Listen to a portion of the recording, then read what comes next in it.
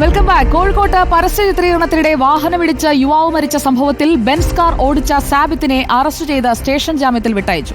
അപകടമുണ്ടാക്കിയ വാഹനത്തിന് ഇൻഷുറൻസ് ഇല്ലെന്ന് പോലീസ് അറിയിച്ചു. ഡ്രൈവർമാരുടെ ലൈസൻസും റദ്ദാക്കും.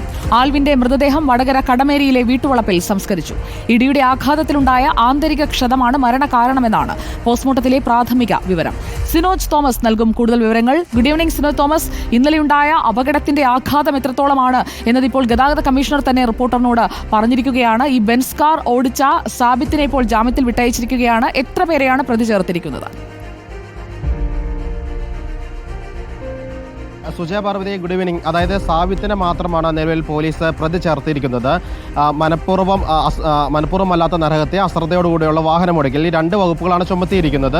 ഒപ്പമുണ്ടായിരുന്ന ഡിഫൻഡർ വാഹനമോടിച്ച സുഹൃത്തു കൂടിയായ റഹീസിനെ പോലീസ് കസ്റ്റഡിയെടുത്തിരുന്നു. പക്ഷേ അറസ്റ്റ് രേഖപ്പെടുത്തിയിട്ടില്ല. ചോദ്യം ചെയ്യാൻ നോട്ടീസ് നൽകി വിട്ടയക്കുകയാണ് ചെയ്തിരിക്കുന്നത്. ഇന്നലെ ഈ അപകടമുണ്ടായ ഘട്ടത്തിൽ തന്നെ പോലീസിനെ തെറ്റിദ്ധരിപ്പിക്കാനുള്ള ശ്രമം നടന്നിരുന്നു. അതായത് രണ്ട് വാഹനങ്ങളാണ് ഈ റീൽസ് എടുക്കാൻ വേണ്ടി ഉണ്ടായിരുന്നത്. ഒന്ന് ഡിഫൻഡർ വാഹനം, മറ്റൊന്ന് ഈ അപകടം വരുത്തിയ ബെൻസ് ജി വാഗൺ എന്ന് പറഞ്ഞ വാഹനമാണുള്ളത്. 2 കോടിക്ക് മുകളിൽ വിലയുള്ള ആഡംബര വാഹനങ്ങളാണ്. ഇന്നലെ അപകടം ഉണ്ടായതിന് തൊട്ട് പിന്നാലെ തന്നെ ഇവർ പോലീസിനോട് പറഞ്ഞത് ഈ ഡിഫൻഡർ വാഹനമാണ് അപകടം വരുത്തിയതെന്നാണ് പറഞ്ഞത്.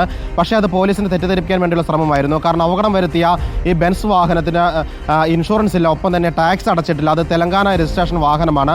അത് ഇവിടേക്ക് കേരളത്തിലേക്ക് മാറ്റുന്ന നടപടികൾ പൂർത്തിയായിട്ടില്ല. അതുകൊണ്ട് അങ്ങനെ പോലീസിനെ തെറ്റിദ്ധരിപ്പിക്കാൻ വേണ്ടി ഒരു ശ്രമം നടത്തിയിരുന്നു. പക്ഷേ ഇന്നലെ രാത്രി മോട്ടോർ വാഹന വകുപ്പ് ഉദ്യോഗസ്ഥർ വെള്ളയിൽ പോലീസ് സ്റ്റേഷനിലെത്തി വാഹനങ്ങൾ പരിശോധിച്ച സമയത്ത് റിപ്പോർട്ടർ TV വഴിയാണ് RTO ഇത് സ്ഥിരീകരിക്കുന്നത്. അതായത് അപകടം വരുത്തിയത് ഡിഫൻഡർ അല്ല, ബെൻസ് വാഹനമാണെന്ന് സ്ഥിരീകരിക്കുന്നത്. ആ ഘട്ടത്തിൽ പോലും പോലീസ് സ്ഥിരീകരിക്കാൻ തയ്യാറായിരുന്നില്ല. പക്ഷേ CCTV ദൃശ്യങ്ങൾ ഉൾപ്പെടെ പോലീസിന്റെ കൈവശം ഉണ്ടായിരുന്നു എന്നതാണ് യാഥാർത്ഥ്യം. ആ CCTV ദൃശ്യങ്ങളിൽ വ്യക്തമായി തന്നെ കാണാം. അതായത് ഡിഫൻഡർ വാഹനത്തെ ഈ ബെൻസ് വാഹനം ഓവർടേക്ക് ചെയ്തു വരികയും ആൽവിനെ ഇടിച്ചു തെറിപ്പിക്കുന്നതും ആ ദൃശ്യങ്ങളിൽ വ്യക്തമാണെന്ന് മോട്ടോർ വാഹന വകുപ്പ് ഉദ്യോഗസ്ഥർ ഇന്നലെ രാത്രി തന്നെ റിപ്പോർട്ടർ TVയോട് പറയുകയും ചെയ്തിരുന്നു. അതിനുശേഷമാണ് ഇന്ന് സാബിത്തിന്റെ അറസ്റ്റ് രേഖപ്പെടുത്തി സ്റ്റേഷൻ ജാമ്യത്തിൽ വിട്ടയക്കുകയും ചെയ്തിരിക്കുന്നത്. ഏതായാലും മോട്ടോർ വാഹന വകുപ്പ് 2 ഡ്രൈവർമാരുടെയും ലൈസൻസ് റദ്ദ് ചെയ്യുമെന്ന് തന്നെ അറിയിച്ചിട്ടുണ്ട്. കർശന നടപടി സ്വീകരിക്കുകയും ചെയ്യും. കാരണം ഡിഫൻഡർ വാഹനത്തിന്റെ നമ്പർ പ്ലേറ്റ് മാറ്റി ടെമ്പററി രജിസ്ട്രേഷൻ നമ്പർ വെച്ചാണ് ഓടിച്ച് അപകടം വരുത്തിയിരിക്കുന്നത്.